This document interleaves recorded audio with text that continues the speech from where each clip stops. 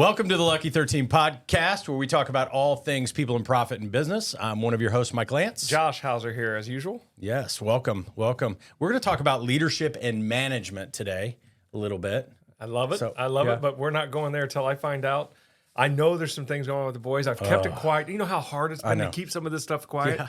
So please just quickly give us an update on what's going on. We've got fun things. We got transition going on between. So I've got 5 of the 13. You do. Right?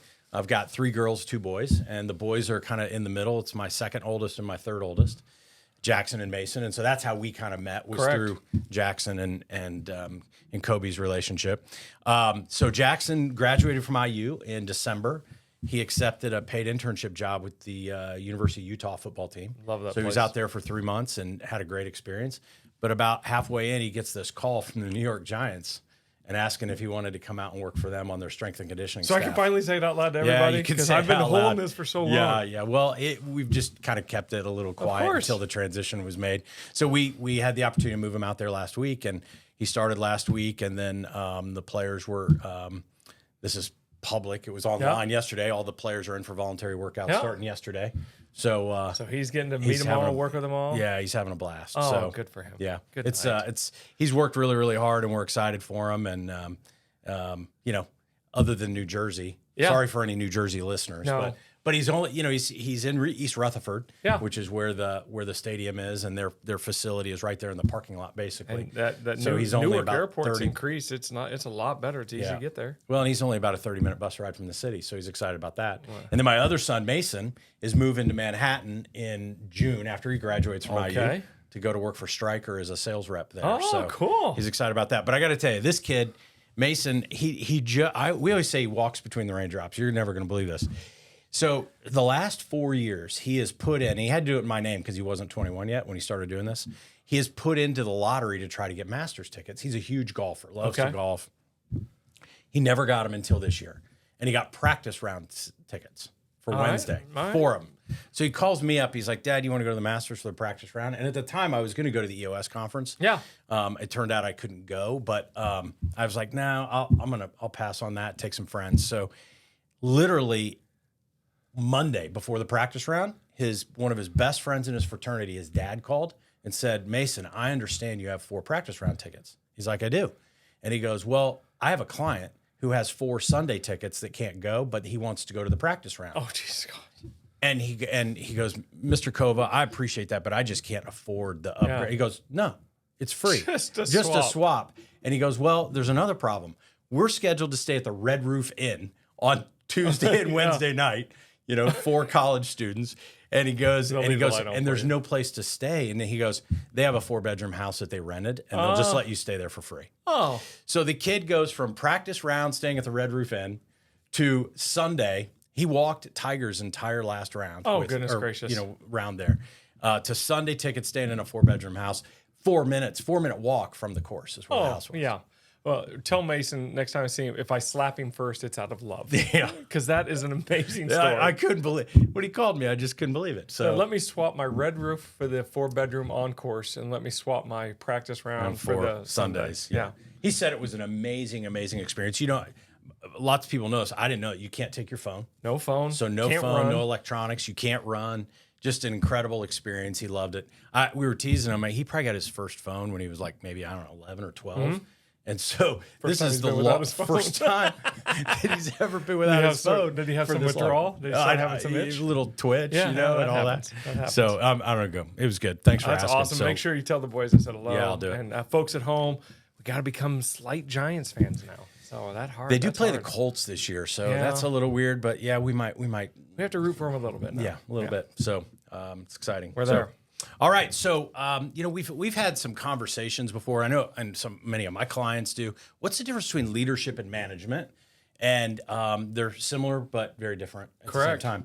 So we thought we would spend this episode really talking about. We can talk about what we think overall the difference is. Sure. And then let's kind of outline maybe some key parts of how leadership unwinds itself inside of a company, or or how you lead inside of a company, and then the next episode we'll talk about management. Sure. I don't think we have time to do both today. Yeah, I'm with you.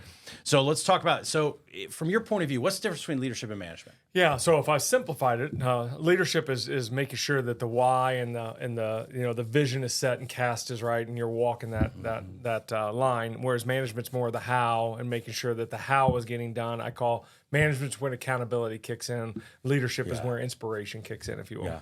Yeah, and do you think that people need both? Oh, I think it's a requirement. I think you got to have both. And this is where we're running into this. I don't sit in a management seat, and I'm like, you always sit in a management seat, especially on an accountability chart. Everybody's in a quote unquote management seat because you're holding your peers accountable. But do you know how to do that? But at the same token, I don't sit in the leadership team. Yes, you do. You're always in the leadership seat, and that's where I'm seeing this crossover. That I'm not a leader. I'm a manager. I'm not a manager. I'm a leader. And my answer is you're always both. You should always be both. Correct. Right? But not everybody is. And sometimes it's just because they haven't had it defined or gone through a quote unquote checklist, if you will. Yeah, that's a great point. I find that there's a lot of people that several years ago they just didn't want to use the word manager. Yeah. Because I don't know, it just wasn't as sexy as a term as being a leader. But I see them as very clearly two different things. And I think a manager somebody can be both a leader and a manager, but oftentimes a manager struggles to become a leader, and sometimes a leader struggles to become a manager. I'll be honest with you, I think I'm a fairly good leader, but I struggle managing people because I just don't like to hold people accountable. I mean, it's just, I will do it, but I'm more of a cast a vision, go for it, and I'll see you in 90 days, and I hope you've accomplished what you said you were going to be, rather than connecting with them on a real regular basis and holding them accountable to what they said they were going to do. Yeah, and I believe that when leadership and management are together, then accountability becomes the easiest part. And when you see that how they actually interact, but you got to clearly define both of them. And I think you're taking us down the right path today. Just let's dive into the leadership side. Yeah. So let's we've got a few notes in front of us, but the first one we want to talk about is a great leader, and we're going to just talk about leadership today. We might make some comparisons to management, but we'll just talk about leadership today, and then we'll dive over. But I'm giving clear direction. Yeah. So how does that show up for a leader? Yeah, I was two things I really always think about when you talk about clear direction. One is that have you created an opening for that conversation to be had, an opening for people to actually experience the vision, rather than I'm not sure why we're doing this, that everybody has that opportunity to hear that, if that makes sense. Yeah. And then the second part is that vision actually, I'm inspired to be a part of it. I want to be, I'm not showing up to work anymore. I'm actually showing up to a mission, a vision, to a bigger calling, if you will. And when you're given clear direction, that direction is getting all human energy going in the same direction, and great leaders can point to the direction. I'm going to use Matt Painter, IU fans, where we're going, right? And then get all the bodies going that way, even if they play different roles in that realm. Yeah, and I know you're an EOS implementer. We run on EOS at our companies, and but there's other tools out there also, Vern Harnish is scaling up program and all that. Fantastic there's a lot of different tools. But the key is getting documented what you're about and where you're going as an organization, regardless of what tool you use. Because if you don't have that in place, it's hard for people to really understand what is the greater good for the company. Yeah, that's that opening. Once you have that opening, is it documented? And then the shared by all rule and shared by all frequently, right? If I'm a new person coming to the organization, until I've heard it for the seventh time, it doesn't mean anything to me. Yeah. And so that seventh time has to come not just from the leader, but is that leader empowered and engaged and shared by all enough with all the surrounding parties that their voice is being said when they're not in the room. Yeah. I think one of the habits that we're in our businesses is we have our management team meeting every week. And at least once a month, we're spending time in our VTO to talk about that. It's not in the L10 agenda, right? No, it isn't. Other than, but sometimes we go and create the VTO and then we tuck it away and we never look at it. But we have to come back and what are our core values, and have we been behaving in those ways, and what is our purpose and our niche, and some of these types of things that we don't spend enough time with. But if the leadership team first has to get really intimate with it and hear it over and over and over again so that they can carry that down into the organization. Yeah, I think there's two things that if we've done anything right, we've done it accidentally, but it works, right? We have on our issues list every week VTO. It's on our issues list every week just to make sure we look at it. That's great and then once a month we do not a full state of the company, but we do a company meeting, town hall version, where we go over everything, on the VTO, just once a month in front of everybody. It just gives us a reason. Then once a quarter, we do a full state of the company. We do a look back and a look forward, where we were, where we are, where we're going type of WAG meeting. Yeah. But that VTO conversation, to your point, we lay out these great visions in January. We're sitting here in April. How many people have actually gone back and looked at it? Yeah, very few probably. So the next one, it's kind of an interesting. Well, my wife and I were chuckling about this, not about this point, but as it relates to our kids, right? Yep. And they're in a stage right now. They range from 25 to 19, and sometimes they'll call us up and they'll be like, "How do I do this?" And we're like, "Man, how did we let this time go by without teaching them how to do this?" Yeah. But what I'm finding is my kids aren't necessarily unique. There's a generation of people right now. Maybe we just did too much for our kids and things, but there's a generation of people entering the workforce that don't have the tools necessary to actually do things that probably you and I, when we were their age, we did because our parents forced us to our big phrase now is FIO, figure it out. Yeah. But that can frustrate employees. So a great leadership technique is making sure that we're providing all of the tools for them to be successful. Yeah. Which runs a little bit counterintuitive to the point I was making earlier. But I think if we don't do that as a leader, we're going to frustrate our employees. Yeah, great leaders, I always look at, they should have two running documents at all time. They should have a problem identification document and a resource identification document. That problem identification is what's going on in the organization or what do I see that's coming. And that resource identification is what do I need to provide my team so they can handle what's coming. Because if it's already happened, well, you're already in it. We got to get good at that vision casting and seeing what's coming. So do you have great resources and great training? And I always say easily retrievable. I can't tell you. We live in an easily retrievable world. Yeah. I don't need to memorize the capitals of all the states. I got this thing called an iPhone that I can find out in seconds. It needs to be easily retrievable. Are we thinking our organization is as easy as our iPhone as it comes to the resources and the training and the problem solving skills? Have we built that format inside of our companies? Yeah, I think that's really important, and we just have to provide them. And there's always this. Leaders like to say, "Well, I can empower my people. I like to let them go figure it out," and things like that. But that just frustrates them sometimes. And so we don't have to be real prescriptive and say this is exactly how you have to do it. But we've got to be able to give them those resources. Yeah, I call it the Nemo theory. You ever see the Nemo theory? That if I don't give him directions, then Nemo's going to go out and touch the boat in this case, and he's going to get hijacked and taken over to Australia, and I'm going to swim across. But I also could have opportunities where I can show him how to and when not to, right? And if I just took that little extra time, because it is an intentional time, an allocated time, to make sure that everybody's aware of those tools, where those tools are, and then listen for the feedback of we can improve those tools as well. Because if not, then we're going to be another Finding Nemo story. Yeah. So the next one around leadership is letting go of the vine, as we like to kind of say it. So define that for anyone listening. Yeah. So first of all, does everybody in your organization have this gets it once a capacity? We've talked about that before. They get what their 5 core roles are, the function they have. They have the want to I want to do that. It's part of my genes. I wake up every day and it gives me energy to do so, and then I have the capacity to get it done. What has to happen then, you have to delegate and elevate, and those words have to be said in that order. Most times we flip those, we elevate and delegate, which is, hey, you got this new job, I'm promoting you, or here's the new thing, and I've elevated you, and I actually haven't tested to see, number 1, if you're good at it, number 2, if you like it. And so we got to delegate and elevate, which means I got to come side by side with you early as I'm casting that vision and that leadership side, making sure that you understand it all before I give it to you as ownership. It's driver's ed. It's the easiest way for me to describe it. 15, we just don't give them a car and say, hey, y'all, watch this, right? We take them through driver's ed, mom and dad ride next to them for a while, and then we let them go to the grocery store, and then we let them drive on a highway, and then the interstate, and then eventually call me when you get there. Yeah. And that is what we want to get to from a letting go of the vine, if that makes sense. Good parents make great leaders. And so really letting go of the vine is being able to teach somebody how to do something, and then us being able to step back and let go of that piece. Correct. So I've referenced this before, the E-Myth. Yeah, right? Great book. Michael Gerber's book. And he really talks about one of the biggest reasons why entrepreneurs don't get to where they want to is they are unable to duplicate themselves. Yeah. When I started my business back in 2017, I did everything. Yeah. I sold everything. I implemented everything. I created all the tools. I did absolutely everything. And I think most entrepreneurs are that way.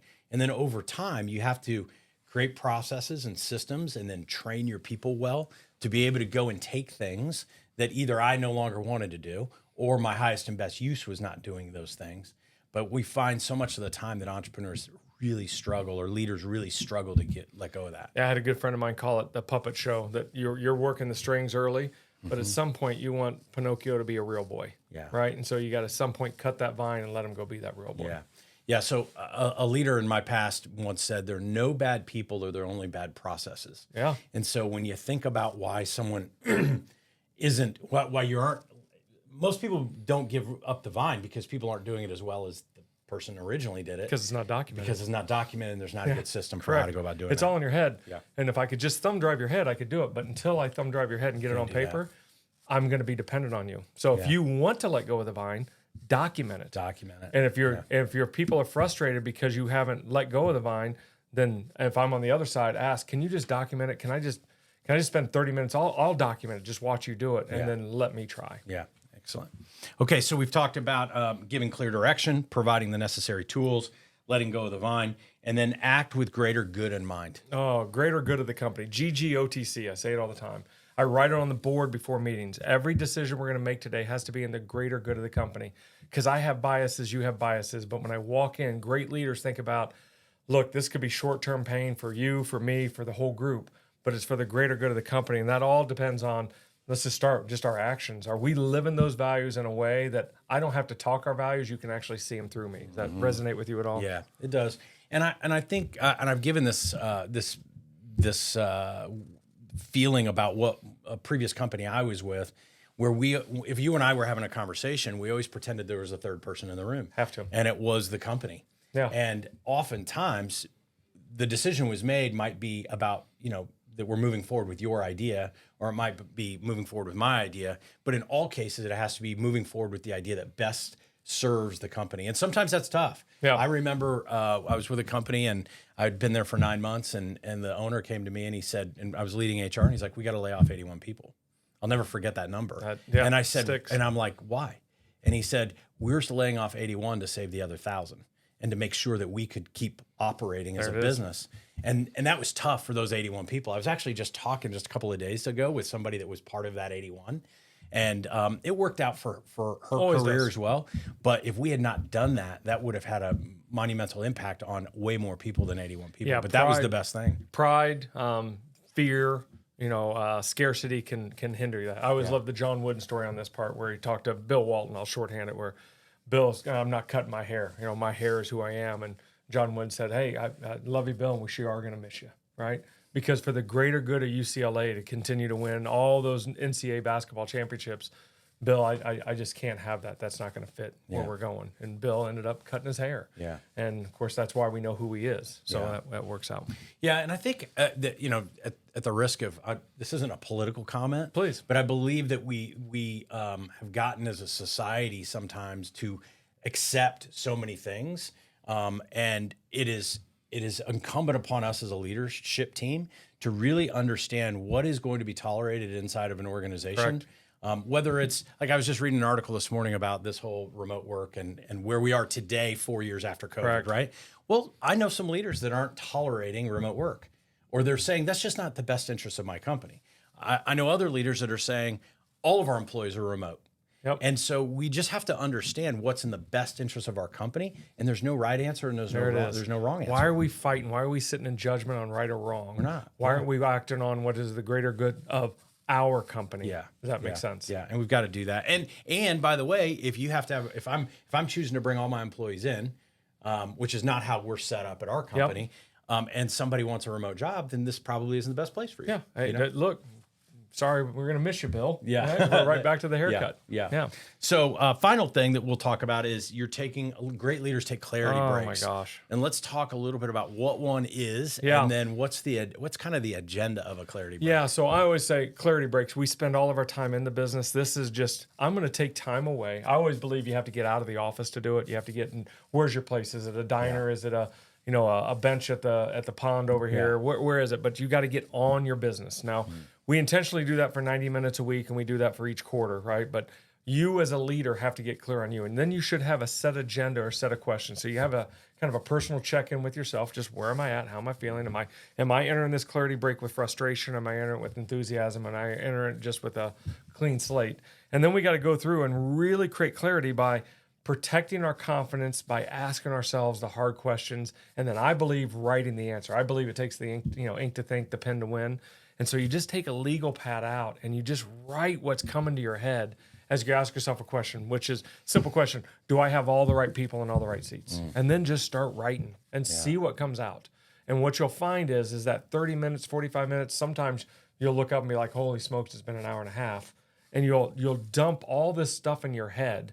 And then it's how do you go back and communicate that clearly? But if you're not clear, if you're cloudy, if your crystal ball of running the company is cloudy, how in the world can the rest of your company see through that? Yeah. So how often do you do a clarity break? I believe once a week. Of course, I check in every night. So we did 10 disciplines. I do a mild clarity break once a night. We were just at the U.S. conference. They had several clarity break sessions all over the place. Where people could just go and have comfortable couches, a softer music, a different tone, if you will, is away from the main stage and away from all the bodies. Yeah. And I can't tell you how many people were sitting there. Now, some were probably just, checking Facebook or, seeing who was winning at the Masters or what have you.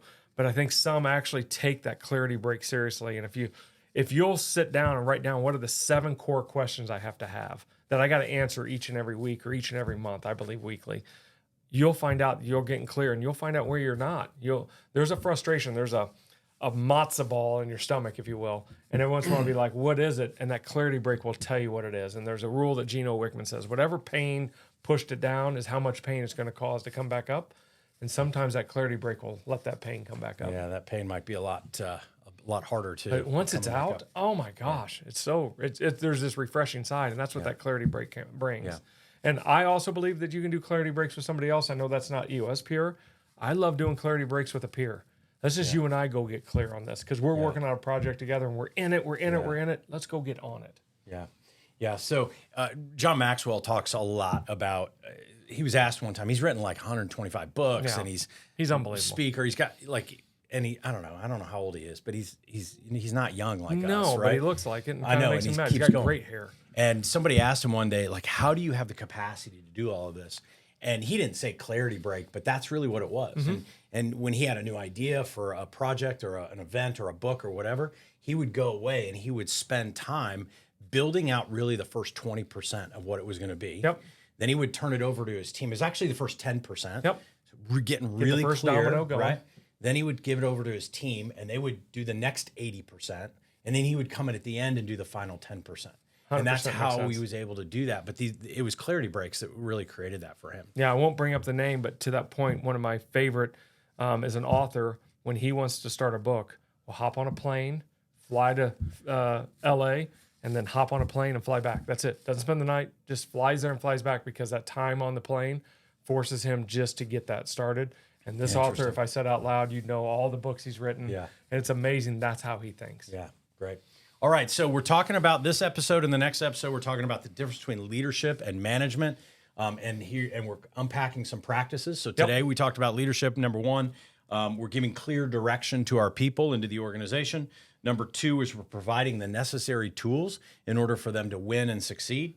Number 3, we're going to really, really try to let go of the vine, which is equipping them, delegate, and elevate. So that we can go on and give up some of the things that we're doing and letting them step into their greatness. Next, you've got to act with a greater good in mind of the organization. All decisions need to be made for what's the best interest of the company. And then great leaders take clarity breaks so that they can get away, they can get things out of their head, they can see, they go work on their business, they can see from a 30,000-foot view rather than being in the weeds every single day. And if I can give you 10 seconds on that, if you're not sure what to do on clarity break, answer the first 4 things you just said. Oh, that's great. If you just do those 4, you're on a good start for a clarity break. Yeah. Great. So those are the leadership practices. Next week, we'll come back and we'll talk about management practice.